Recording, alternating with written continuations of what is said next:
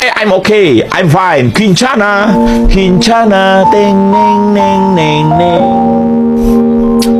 Ku menahan rasa sakit, rasa sakit. Few moments later.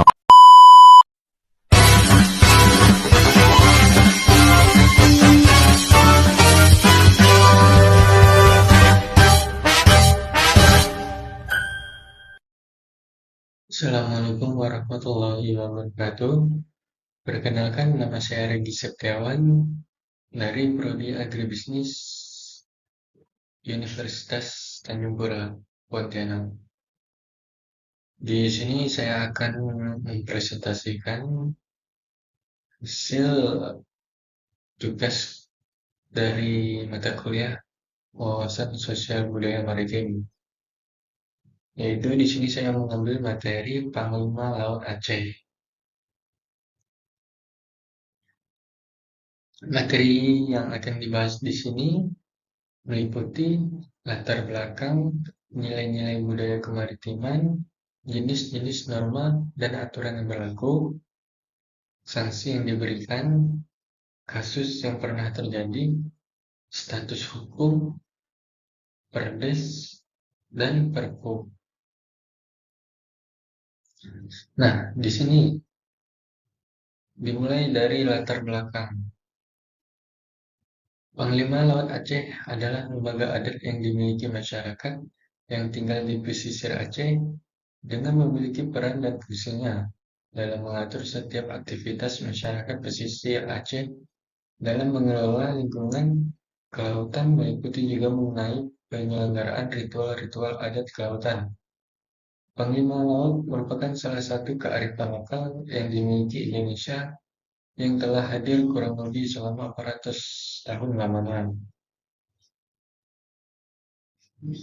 Aceh juga dikenal dengan kekayaan budaya berlandaskan nilai agama yang telah menjadi ciri khas wilayah Aceh, kemudian secara tidak langsung mempengaruhi kehidupan masyarakatnya dan juga mempengaruhi pelaksanaan peraturan perundang-undangan yang berlaku di wilayah Aceh menurut Pranita tahun 2021. Dalam masyarakat pesisir Aceh dikenal adanya pemimpin adat masyarakat nelayan yang disebut dengan Lembaga Adat Panglima Laut. Ini merupakan lembaga adat yang menjalankan kearifan lokal masyarakat pesisir yang dimiliki oleh masyarakat Aceh menurut Surjono Sukanto tahun 1987. Selanjutnya, di sini ada nilai-nilai budaya. Nilai-nilai budaya kemaritiman Panglima Laut di Aceh mencerminkan hubungan mendalam masyarakat dengan laut dan kehidupan maritim. Peran lembaga laut tidak terlepas dari menjaga kedaulatan kekeluargaan. Tujuan dari kehadiran Panglima Laut sendiri adalah untuk melestarikan lingkungan laut dengan cara-cara atau metode yang unik sehingga layak untuk dipelajari lebih lanjut.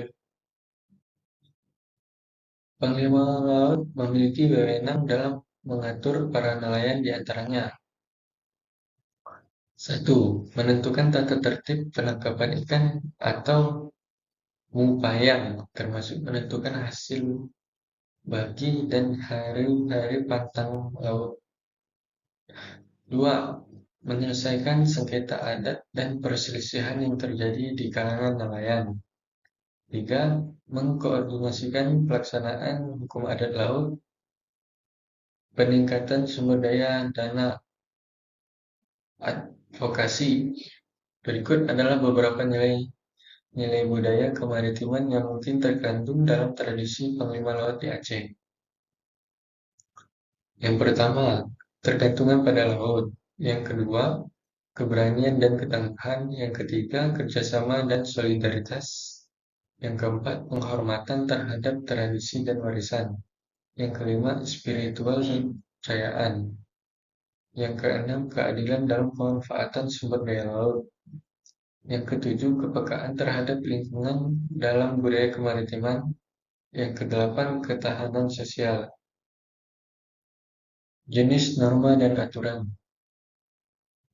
Nelayan atau pengusaha perikanan laut di daerah tersebut yang melakukan usaha penangkapan ikan di wilayah hukum adat laut harus tunduk pada hukum adat yang berlaku di daerah tersebut atau hak ulayat laut.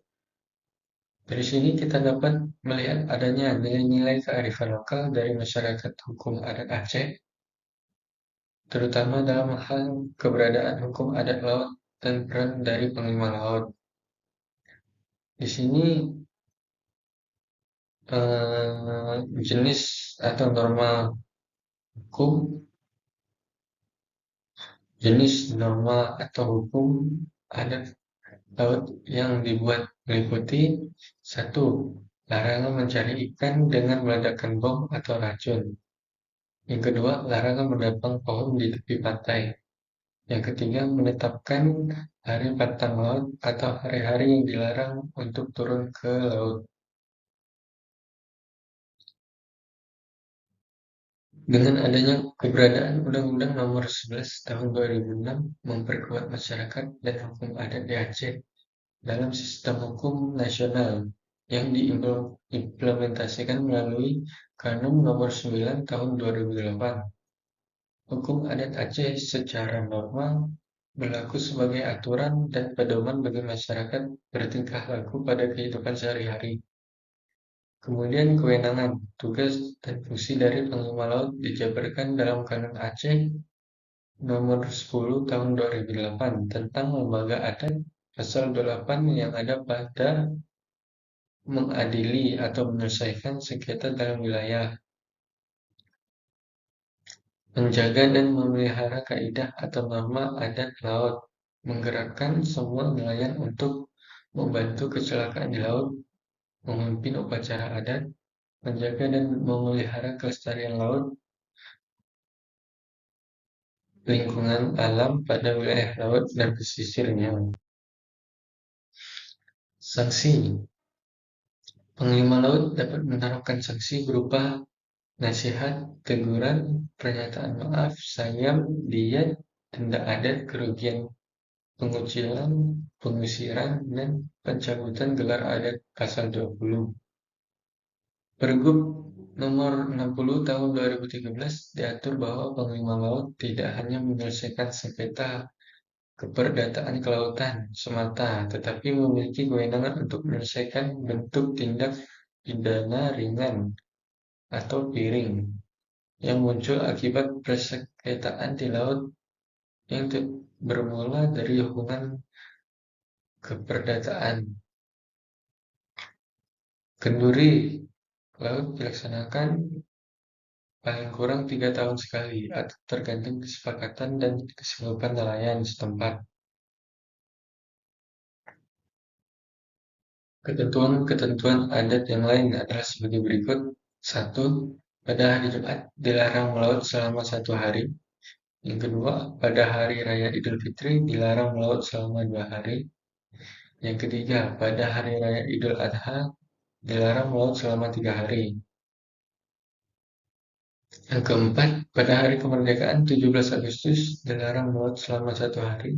Yang kelima, setiap tanggal 26 Desember dilarang melaut selama 1 hari.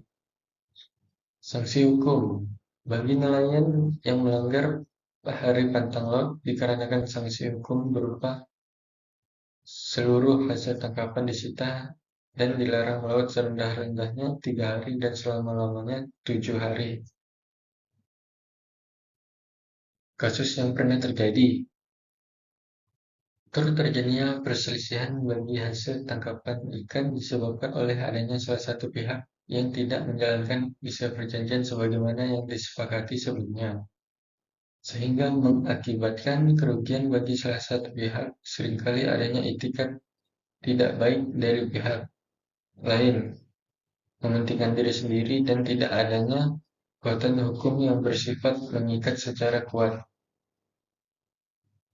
Lembaga Panglima Laut ini telah diakui keberadaannya berdasarkan Pasal 98 Ayat 3 Undang-Undang Nomor 11 Tahun 2006.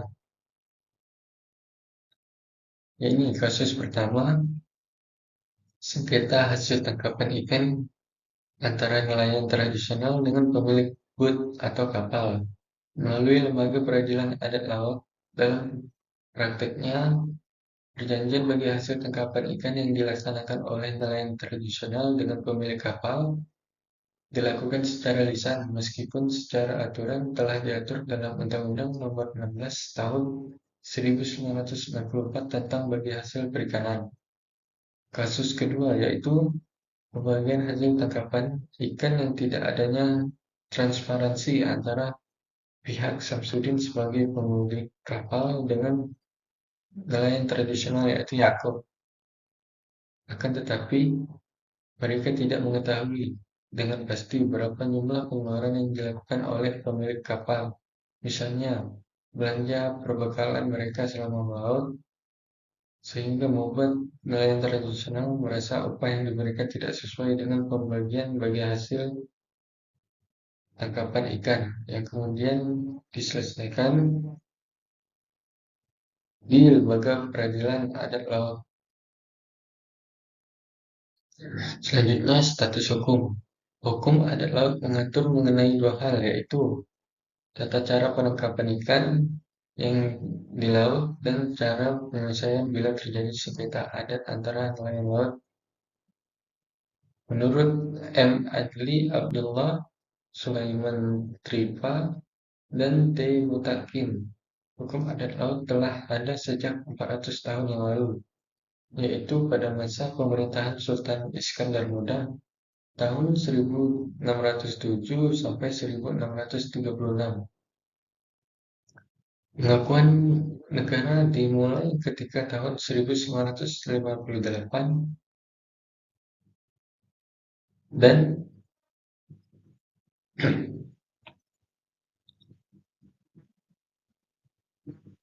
pengakuan negara dimulai ketika tahun 1959 saat dikeluarkan keputusan Perdana Menteri Hardi nomor 1 misi 1959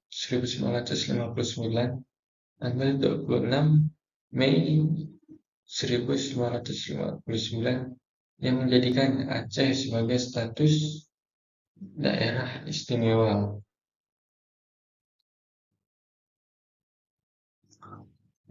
Dalam pasal 162 ayat 2 huruf E Undang-Undang Pemerintahan Aceh menyebutkan bahwa pemerintah Aceh dan kabupaten atau kota mempunyai kewenangan untuk mengelola sumber daya alam yang hidup di laut sebagaimana yang dimaksud pada ayat 1, meliputi huruf E, pemeliharaan hukum adat laut dan membantu keamanan laut.